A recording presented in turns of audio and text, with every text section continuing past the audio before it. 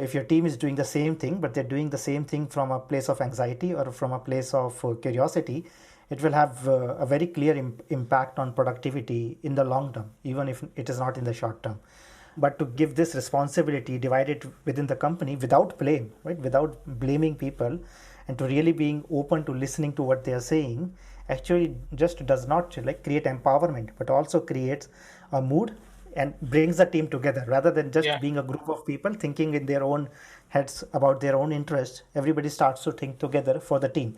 And that is what separates a group of people from a team. Welcome to the HR L&D Podcast with your host, Nick Day, CEO and founder of JGA Recruitment, specialist HR recruiters.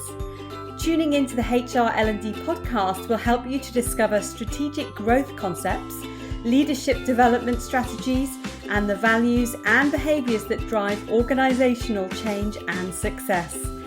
Together, let's empower our workforces, diversify our thinking, and achieve significant HR success. Hello and welcome back to the HR L&D Podcast. My name is Nick Day, CEO of JGA Recruitment, specialist HR recruiters. Now, whether you are listening to this episode for the first time or the 100th time, please let me take this opportunity to say thank you for joining me today on what I think is going to be a fantastic conversation as we delve into the psychology and neuroscience behind human behavior, behind leadership, and basically about unlocking the potential within people like you listening to this podcast. Now, before I introduce today's guest, please let me just say, if you enjoy the show, please do remember to subscribe to it. And of course, if you have a spare moment, please give it a little cheeky review as well. That'd be hugely appreciated. And of course, share it with all of our human resources and learning and development colleagues. So on to today's guest, because today I'm joined here by emotional intelligence, communication, and leadership coach, Sumit Gupta, who is a qualified leadership coach who has worked with teams and individuals in India and throughout Europe for the past 15 years. He's researched and studied the psychology and neuroscience behind human behavior and leadership, and has used this knowledge to help others to realize how powerful and influential they are and can be. Now, Sumit coaches changemakers from both the business world in particular, as well as individuals, and he helps them to see past their own challenges to enable them to make a big impact in the world. I think it's fair to say that helping others to realize how powerful they can be is what Sumit's all about. It's what this podcast is all about. So that's why I've invited him today onto today's show, because I hope over the next 45 minutes or so, he's going to be able to unlock some of the greatness inside all of you. Yes, that's you, our listeners. So let's get started. Allow me to introduce Sumit Gupta to the show. Welcome, Sumit. How are you doing today? I'm doing quite good. Thank you, Nick, for the wonderful introduction, and thank you for having me. Pleasure to have you here. Let me start with this opening question I give all my guests. What does the word or the phrase or the title human resources mean to you? I think for me, it's an evolving phrase. I think we are evolving from seeing people as resources to seeing people as people.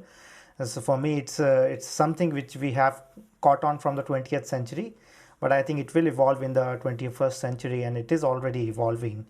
To really see the potential in people for who they are, like seeds, which can grow, which can flourish and nourish, rather than a resource to be utilized for a particular project or business and so on. Very nice, very nice. Now, I know that you talked about flourishing, and let's talk about your website, because on there, you mentioned that you regularly see very talented, very smart people undersell themselves. That they, as a result of that, they sometimes can limit their dreams, their desires, and their results. And you say it's because of three main factors. So rather than me tell the audience here, I wonder if you could just give us a flavour of what you think those three main factors are that are really limiting performance, or in particular context of this podcast, leadership capability. Yeah. So I think one of the main reasons why I think even very successful people, very successful leaders feel like empty or hollow from the inside is the culture that we are living in. And I think it's a very interesting conversation where we are put down whenever we try to stand out.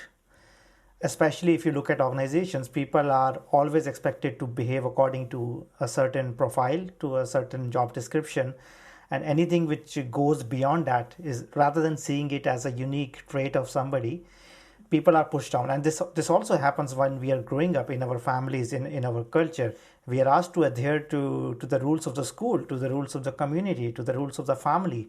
And then anybody who tries to stand out does not fit in. And I think that's where imposter syndrome comes in.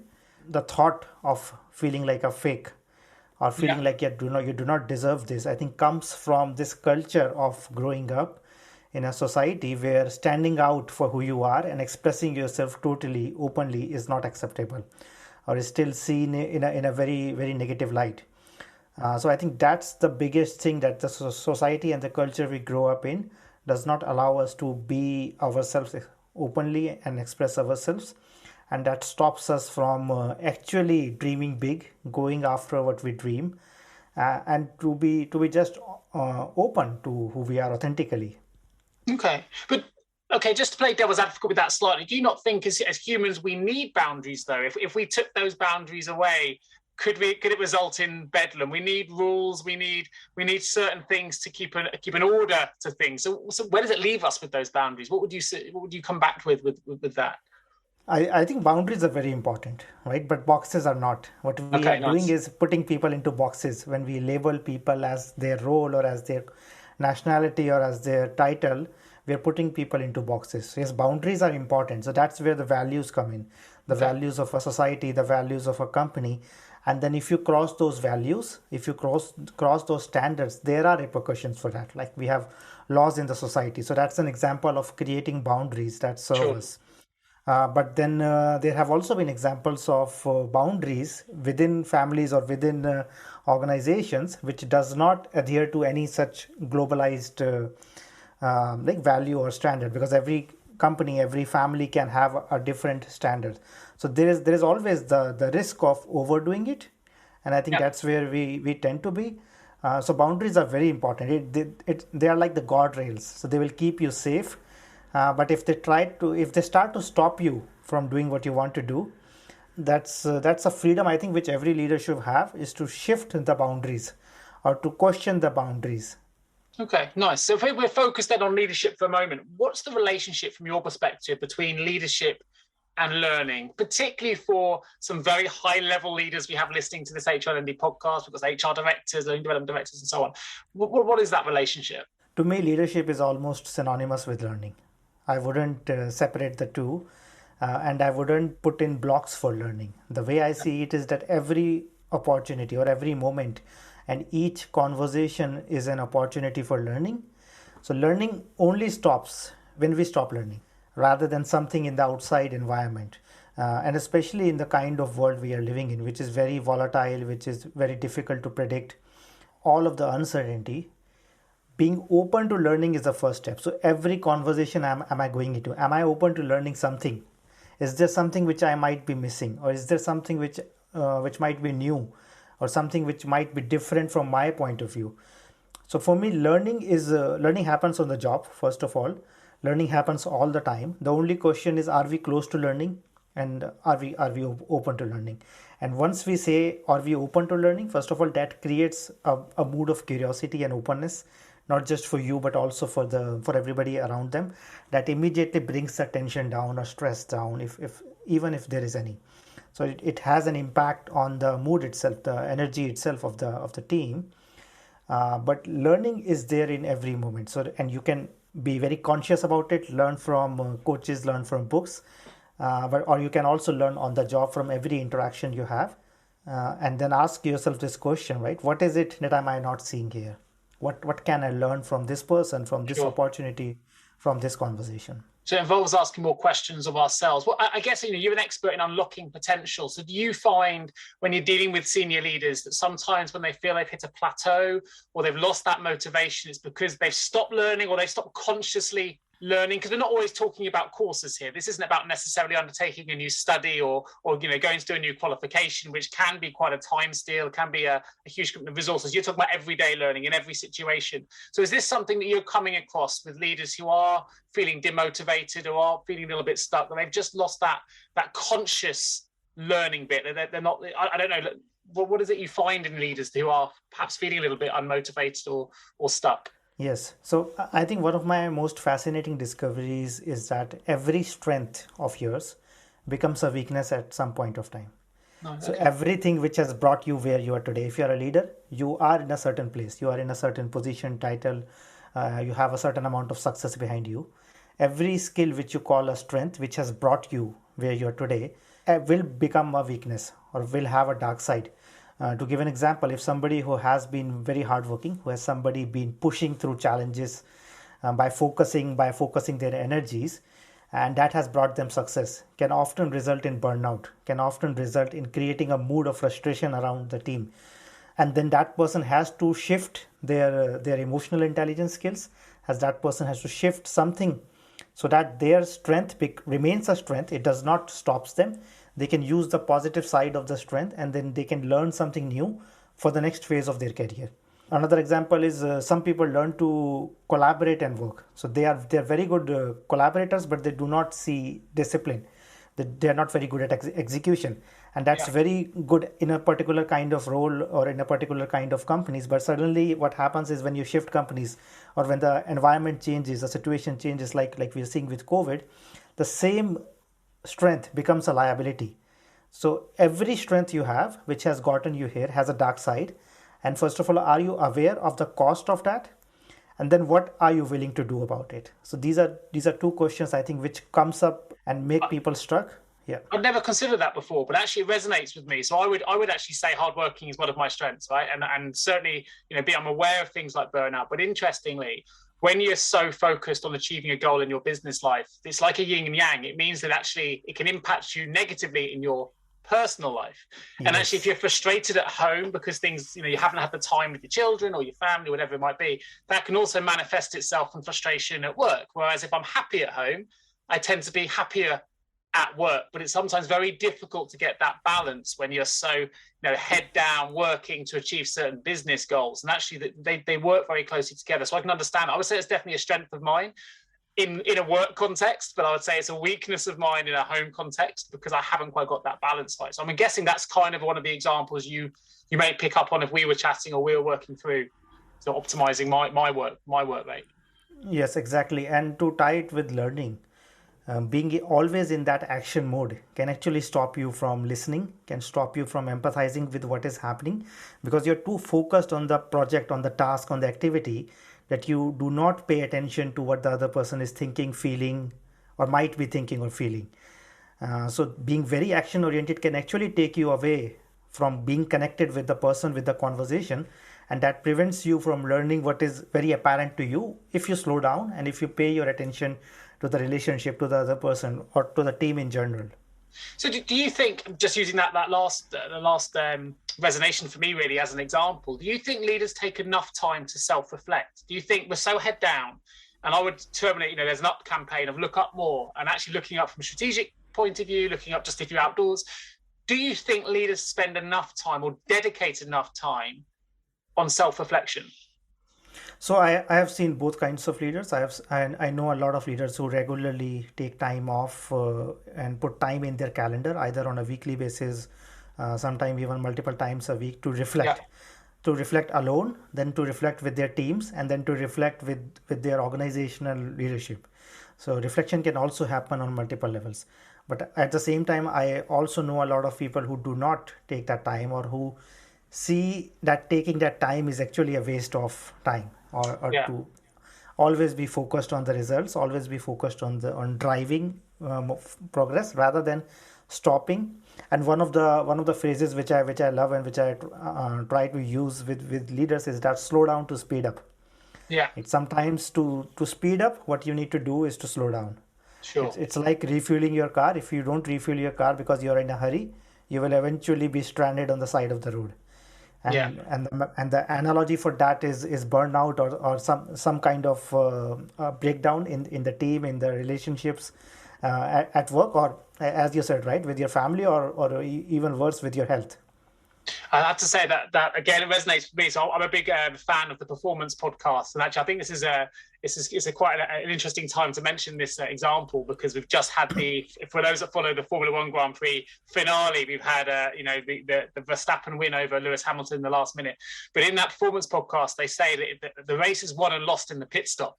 It's won and lost in that period of recovery, because in slowing down for those 20 seconds to get your tires changed and everything else, it allows you to go faster. Whereas if you go ahead, pedal to the metal the entire race, eventually your car fails, the wheel, the tires go, and you end up, not finishing where you want to be. They talk about, that's not my anecdote. I've got that from Performance Podcast, but it really resonated with me because you're absolutely right. It's in those recovery periods, it's in those periods of reflection, those periods where we slow down, that actually enables us to speed up. That's something that worked for me anyway, listening to that example, and it was so prevalent in the race of the weekend. I think that's a wonderful anecdote. That's a wonderful analogy that the race is won in the pit stop. And I think it goes with everything in life. And one of the practices which I recommend both individuals and teams is to actually dedicate time in the calendars to do that alone and do that as a team as well. Sure. So to bring it back to coaching in just a moment, just to make sure that the audience have really picked up on the key points. What's the main relevance or importance of coaching then when it comes to leadership? I can talk about coaching in either a personal capacity or in a team or leadership capacity. So from a personal capacity, I think many times we cannot see our own blind spots. So if I am a very action-oriented person, then every problem I face, every challenge I face, every dream or ambition, I will apply the same mentality there, right? So by definition, I will not be able to see the other side of the story or a different way to looking at things, right? So I would not be able to slow down, maybe interview 5 people and then take their feedback, right? So I might miss a lot of things. So that's where coaching comes in personally, to show people what they cannot see by definition, because they are so good at something else, right? So it does not make sense for them in the moment to actually drop out what has worked for them. Coaching for me is a way to see the mirror, and you see the mirror. Why do we all see the mirror in the morning, right? We see the mirror because we want to see what we cannot see. We cannot see our face, so we look at the mirror and then we fix something if we see something new. Yeah. And the coaching metaphor is the same metaphor, that you work with a coach. The coach shows you a mirror, shows you what your skills are, what your strengths are, what are the dark sides of that strength. Yeah. And then that gives you an opportunity to do something about it. Whether you take action or not is still your choice, and you have complete choice with everything in coaching and leadership. But the biggest barrier is not even seeing that. So it's like that I don't even know that I don't know. And that's a very, very important distinction, because I do not know guitar. Like I can see guitar behind you. Yeah. I do not know guitar, but I know. I'm not sure I do. They look nice though. Yes. Yeah, but there is a difference, right? So I know that I do not know guitar, but there are many things which I do not even know that I do not know. And that's where a coach comes in.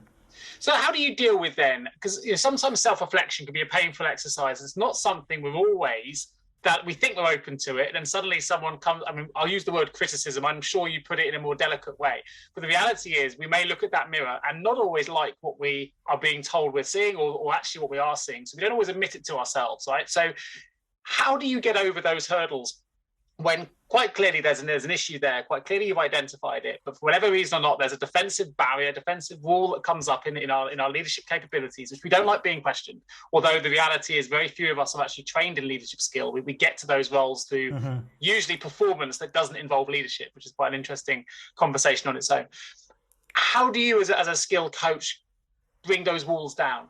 I think that's the second part of coaching, which I was talking about from a leadership perspective. Right. Coaching is also a leadership style, or a way to communicate where you have the other person see what is missing for them. So you are a facilitator in the process. So it's not like the coach is telling them this is your weak spot, because that can immediately put you into a defensive state, as you said, right? So it's through a process of questioning and through a process of always taking permission to go deeper and to address some of those things, and then have the person through a conversation automatically look at what they might be missing. So the coaching process itself is creating that safe space, first of all, where you can have those conversations where you can slow down deliberately, like I'm doing now. So you can slow down deliberately. You can give space for those conversations which you don't normally have. You can give space for those defensiveness to come out, or those emotions to come out. And then it's very important for the coach to not react, to hold the space.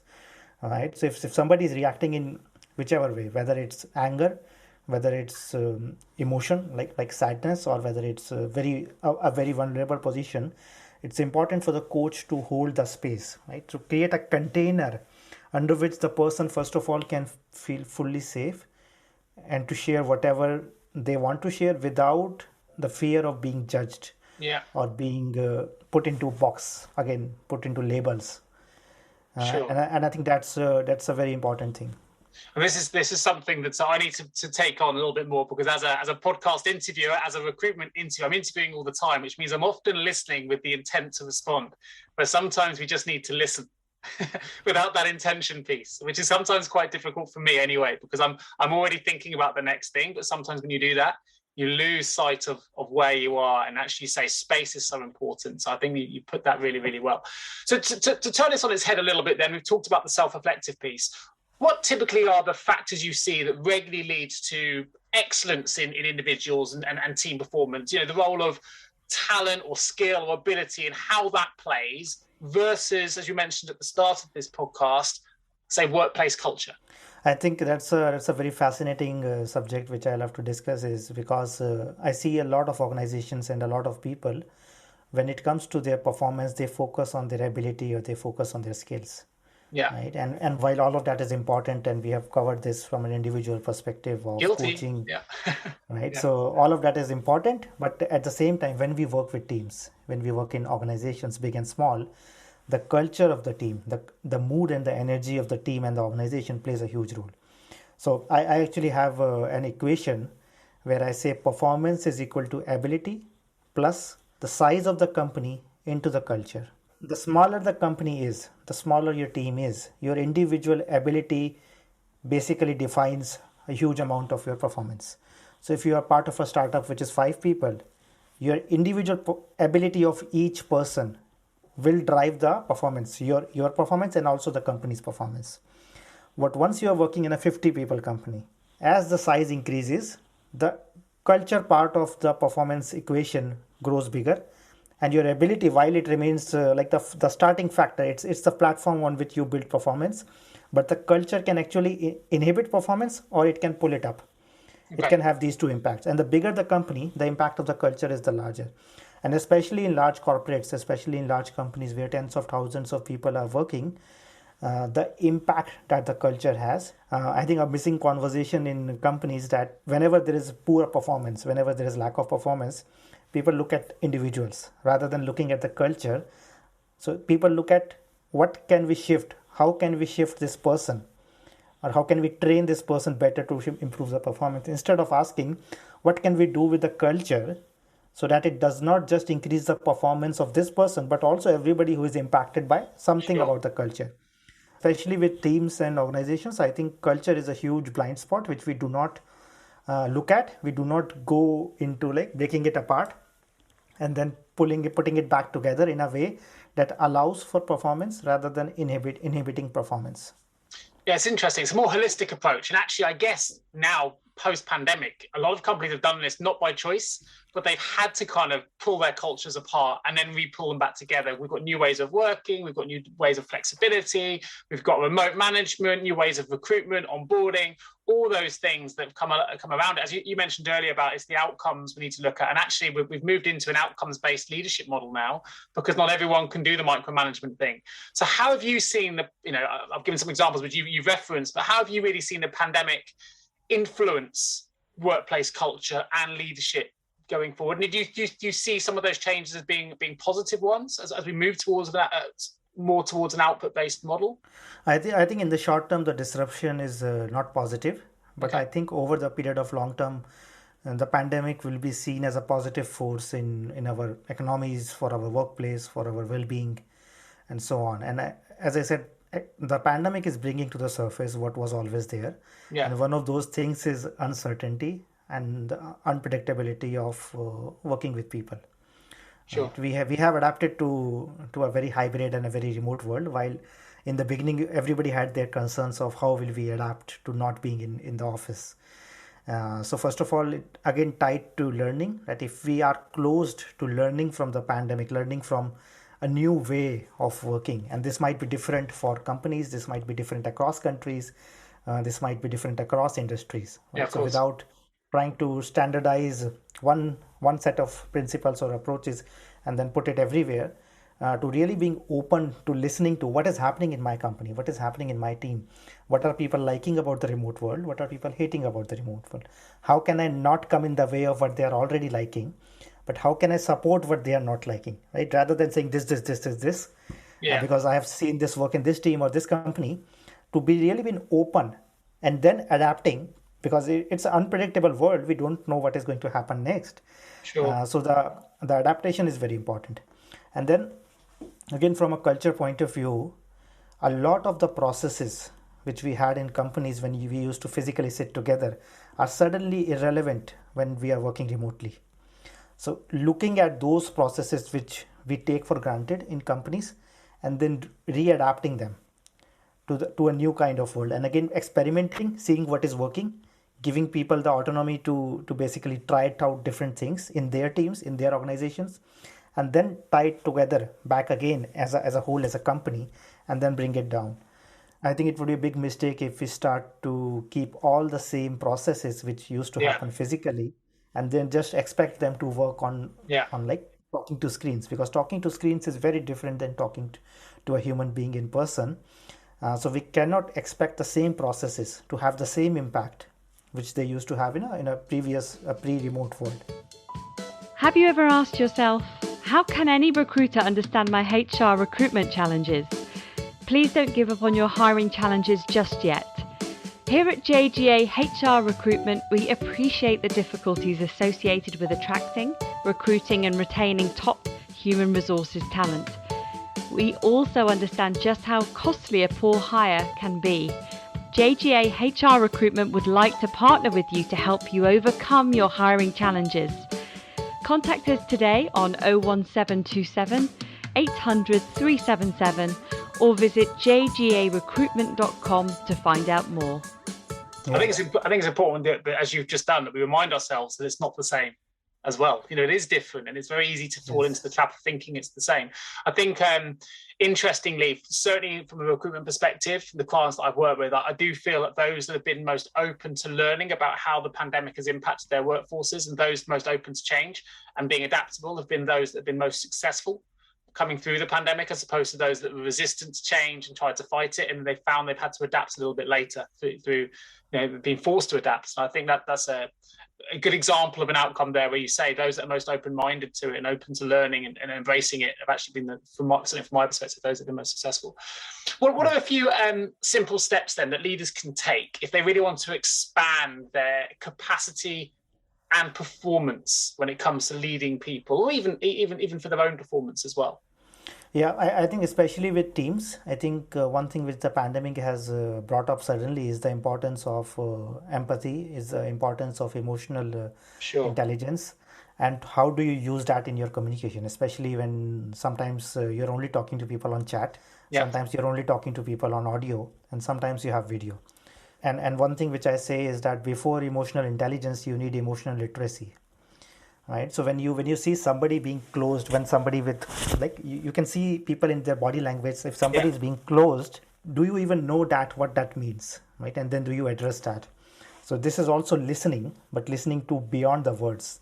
So if you can listen to that and ask the person, right, you look a bit closed. Is there something on your personal side, or is there something from the work side which is happening that is making you fearful or that is making you anxious?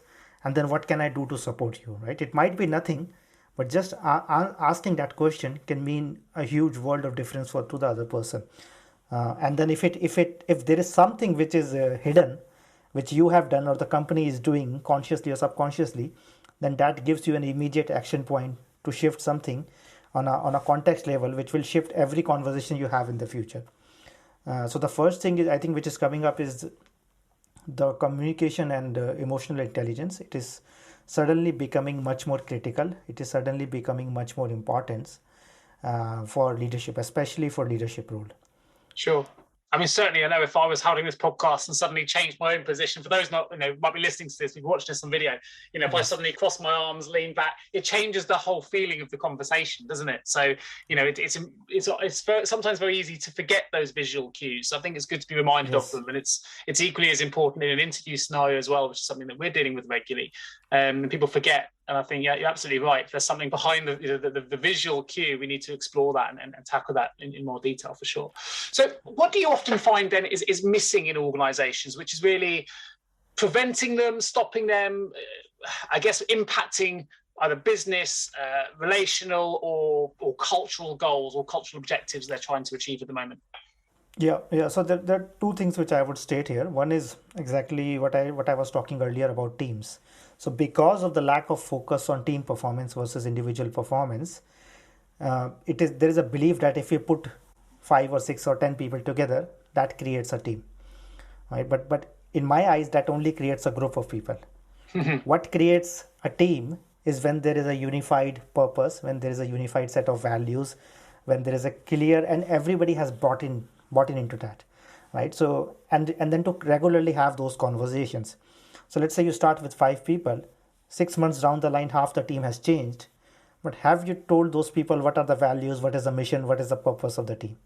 To regularly have these conversations with the team.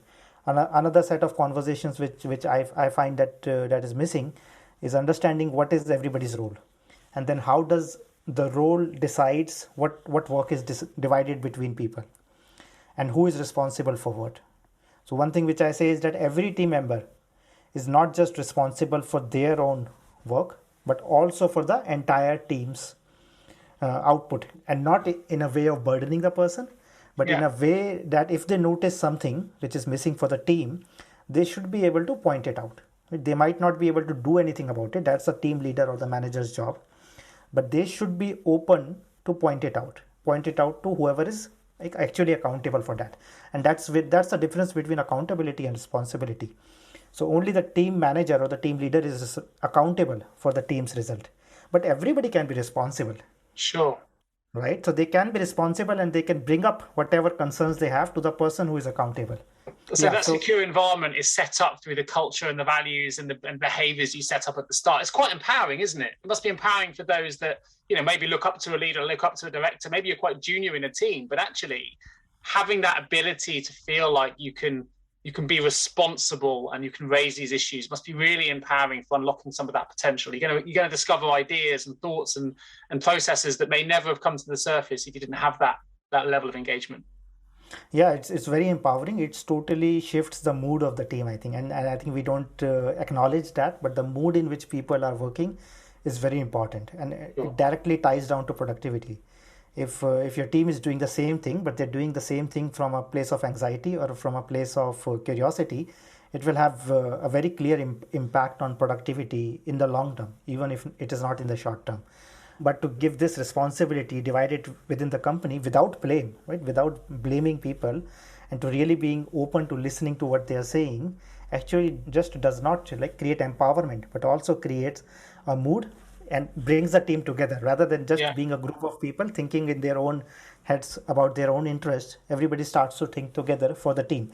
And that is what separates a group of people from a team. That focus on teams is, I think, what I see missing in organizations. And there is a huge scope of basically going after particular conversations, like conversations about the mission, the values, the standards, the boundaries, what we are trying to do, then the commitments, right? Does everybody know what the team has committed for the next month, for the next week, and what is their individual roles? And then do they have the authority? Do they have the openness to actually point out which they feel is missing? Sure. I think that's really insightful, Sumit. And actually, they say that every good conversation, right, starts with good listening. And the reality is we all like to feel like we're being listened to. And it's a really powerful thing that we don't always do, but that power of feeling like you're being listened to is really, really important. And it builds trust. I've had podcasts with Stephen Covey on the speed of trust and the power of trust. And actually, if you haven't got trust in your team, everything else is quite superficial. If you can build that through some of the processes you've just mentioned there, I think it's a really insightful way of talking about the difference between a group of people, as you put it. And I've never considered it this way, and a team. And there is a distinctive difference, as you quite rightly pointed out, which is fantastic. So talking about values, I may well mention here, you've got on your website that you've got 4 core values yourself. I think you've listed courage, care and compassion, reflection and integrity.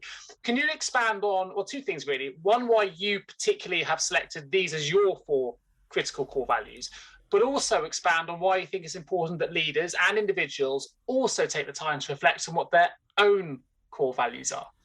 Yeah, I think your values are like the engine on which you runs. Right. So if you do not know your value, then you're not even sure what is driving you, and you're not sure how do you want to deal with difficult situations or challenges which will eventually come. And that is different from what I call a leadership lighthouse, which is a true north, which tells you where you are going. Okay. Which is basically, for me, leadership is important, so I'm a leadership coach. And if and photography is important for me, so I'm also a photographer on the side. So that's my true north, right? So if I'm not feeling happy, that tells me what am I not doing. It will be either for my work, which is very important to me, but the way I do it is determined by my values. And particularly for me, why I have chosen courage is because I have struggled with courage so much in my life. Okay. And I have confused courage with confidence. And I have not taken action on my dreams, on my ambitions, on my teams, because I thought I did not have the confidence, while what was required was courage. And the way I separate these two out is that confidence is an outcome of doing something. So if I do something multiple times, I gain confidence. That's a natural process. Okay. Courage is what you require to do something for the first time, or to do something when there is uncertainty. Right? So courage is very critical to leadership, and a lot of people I see stop themselves because of lack of confidence, and which is just that misconception that I need confidence before I can act. While you don't need confidence. Confidence is the natural outcome of acting. If you do anything repeatedly, you will get better at it, and you will build confidence. What you need is courage, and I have lacked that so much, or I have said that I lacked courage so much. And it is so important for me, because everything we talk about leadership is almost impossible unless we have the courage to go over like the saying goes, like a ship is not built to be at the harbor. And what is required to go beyond what is your comfort zone is courage. So courage is very important. Nice. I love that distinction, by the way. It's yes. It makes sense to me. Yeah, and I think the integrity one is very important to getting things done. And for me, integrity is as simple as saying what you said you will do, and then not doing what you said you will not do. If you fail in this, because we are all human beings, we are all imperfect human beings. If we do not do what we said we will do, to actually go ahead and make amends with the people or with the parties who are affected, which could be saying I'm sorry, which could be saying what can I do to make it up, or which could be saying I make a fresh promise that this will not happen again. And this is without getting into any kind of judgment. This is integrity without making anybody right and wrong. This is a very neutral, task-based state of integrity, and that builds trust. So if I say something and I don't do it, this basically impacts my whole leadership. Right? So there is no leadership without courage. There is no leadership without integrity. So that's how I see integrity. Yes. Okay. And so, I mean, these are your four. Do you think these four core values then should be applicable for most leaders, or should every leader find their own core values? I think everybody has to decide their own core values, right? And because there is no one formula which fits all for every leader. Courage as an emotion, courage as a trait is something which everybody needs to build or cultivate. But to have this as a primary value, I think it depends on the situation you are in. This depends on the kind of challenge you are facing. If you are working in a company where things are pretty much settled, maybe you do not need that courage, but maybe you need something else. Maybe you need listening more. Maybe you need empathy more, right? So it depends on everybody, and also depends on the situation. But the values which you pick and choose can obviously vary, and can obviously also vary over time for the same person. Yeah, that makes sense. I'm a big believer in the 20 seconds of courage. So, as you put it, nearly any task can be overcome if you're willing to be brave for 20 seconds. And after that period, whatever the task is, the task might be an hour long. It's the first 20 seconds that's the hardest. It's the getting started that's the hardest. So I always say, look, don't try and be brave for an hour. Don't try and be brave for half an hour, whatever the time frame is. Even if you use your boat example, it's not about having the courage of sailing from the UK to Australia. It's about getting in the boat, and that first 20 seconds of leaving the harbour will be the hardest part of your car. After that, it'll all start falling into place. So that's what I try and break it down. For me anyway, hopefully it'll help others listening to this, because I use this all the time when I'm scared of something or I'm nervous about something. I was like, okay, Nick, you've got to be brave just for 20 seconds here. That's all it is. Let's count it down. Yes. And off we go. For me, that really helps anyway. Maybe it'll help others. Hopefully it will. Yes, indeed. Obviously, you're an expert on unlocking performance for leaders and very high level leaders as well. If you could give just one step, one piece, if I could narrow it all down and go, right, Sumit, you can only give me one piece of advice for unlocking potential, what would that piece of advice be? It is to be see leadership and to see all of these traits which we are talking about, like listening, courage, or even stuff like trust, and to see it on a moment by moment basis. So leadership is not something which is a trait which defines a person. When we blanket a person by saying that he is not trustworthy, or even worse, like when we put it on ourselves, that I am not a good leader or I am not courageous, I am putting a blanket on my future as well as my past. Instead of doing that, take it on a moment by moment basis. So there is no such thing as a good leader or a bad leader. Okay. But there is something that, are you being a good leader in this moment? There is no such thing that I am courageous or I am not courageous. The only thing is, am I exercising courage in this moment or not? There is no such thing that I am trustworthy or not. The only thing is that, am I trustworthy in this moment? Am I being honest in this moment or not? So instead of keeping the focus on these traits which can basically blanket your whole life, bring it back to the present moment, right? In this moment, it doesn't matter if you call yourself lack of courage, but can you show courage in this moment? And which could be taking that tiny step. Yeah. Right. You might not see yourself as a leader, but can you do something which is a leadership quality in this moment? And that makes you a leader in that moment. Instead of taking all of these attributes, traits as long-term attributes which define a person, I think these are all practices which all of us can make a choice to practice in any given moment. And I think that's very empowering. It takes away the burden. It takes away the stress of taking up like an umbrella view of it.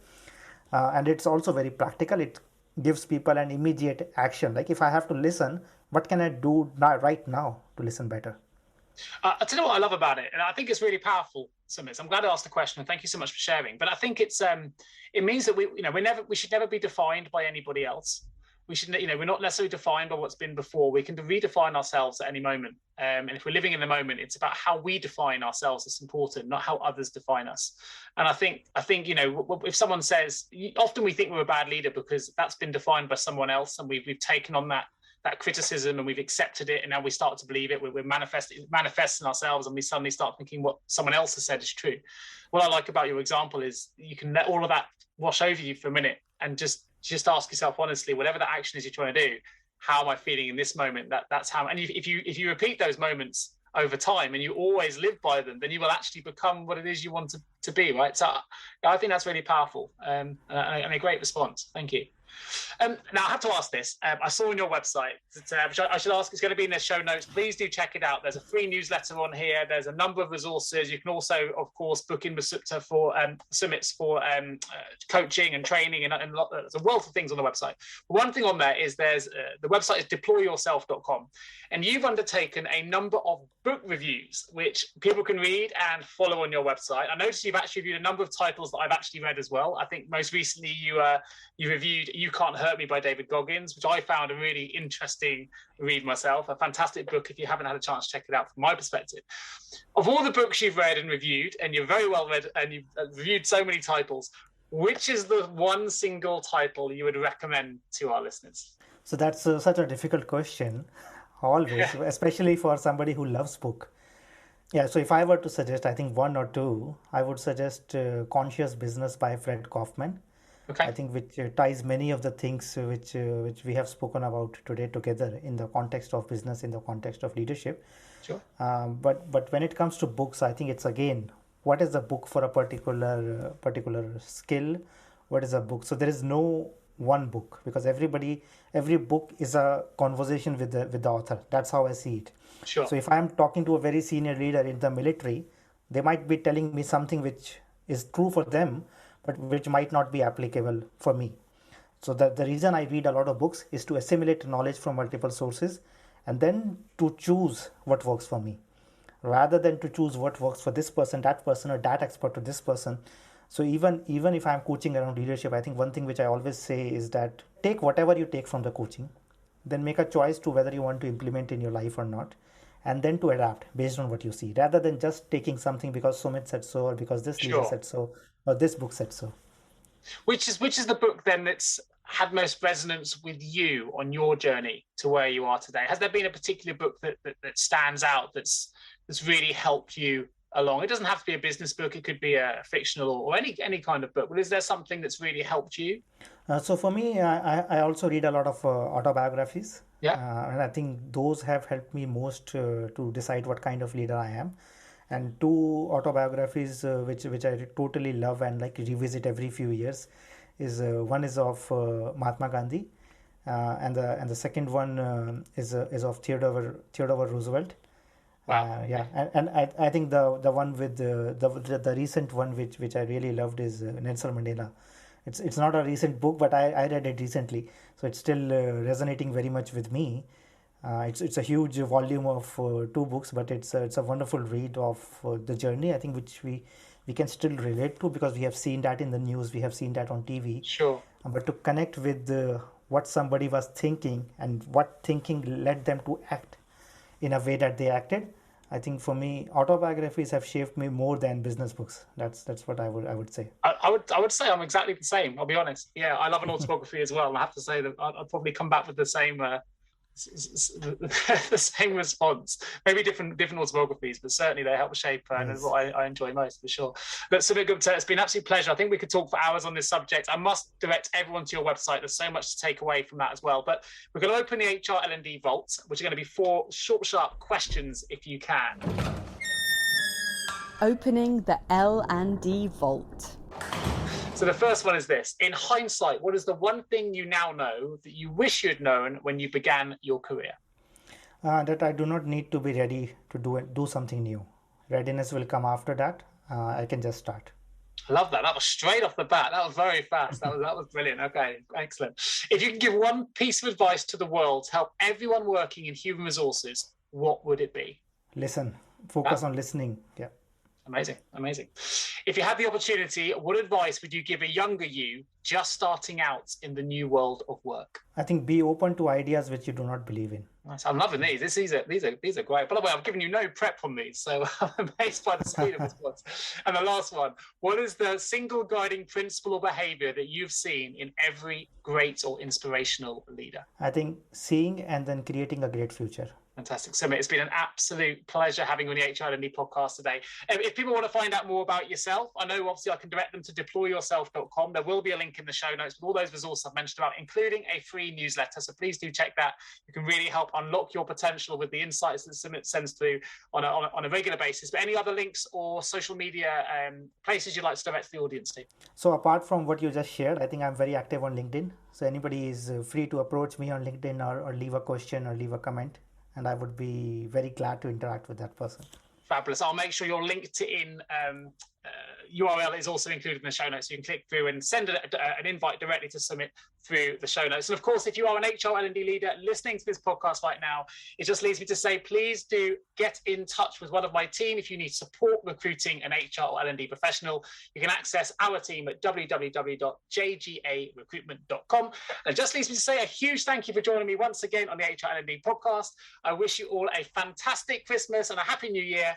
And I look forward to speaking to you all again real soon. Thank you very much, Sumit. Thank you, Nick. Thank you so much for tuning into the HR L&D podcast with your host, Nick Day, CEO of JGA Recruitment Specialist HR Recruiters.